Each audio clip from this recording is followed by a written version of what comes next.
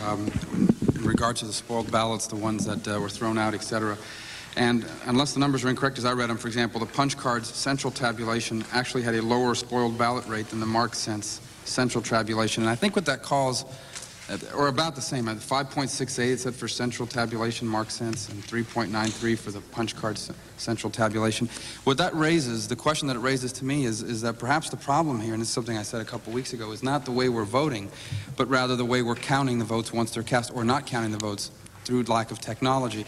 And what I would like to really see the focus be is not so much, although obviously I can tell you the writing is on the wall, the punch card is dead in Florida, and perhaps rightfully so. The real problem here is the need for precinct tabulation, or systems that provide precinct tabulations. And if I had my way in a perfect world, that would really be the standard. I mean, I think the state should certify systems that are reliable and effective. The counties, depending on their size and their budgets, etc., should be able to decide among that group. And the minimum requirement in the state of Florida, the one unifying factor throughout the state should be that each and every precinct in Florida allows voters to know, while they are still at the precinct, that they've committed an error, that they voted twice, that they didn't vote at all, and allows them to correct it while they're at the precinct. And if every precinct in Florida has that in place, then truthfully, it doesn't really matter whether you have the mark sense or the electrical ones. See, this is what I would hate to see happen, is us to say, this is the system we're using, it's the mark sense.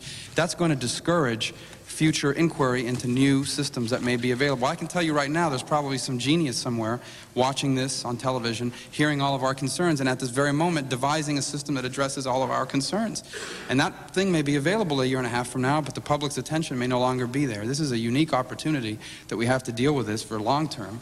And you know, I don't know how you put that in the form of a motion, but I mean, that's just my sense. My sense is that we should require at a minimum, that should be the minimum standard, and then allow each county to find a system that complies with that and that they can afford. And I think that that would, I hope, deal with the Supreme Court's concern about the lack of a unified system. The unifying factor would be that every vote in Florida is cast, I mean, it is counted in the same way, meaning allowing the voters to correct it while they still have a chance to do so.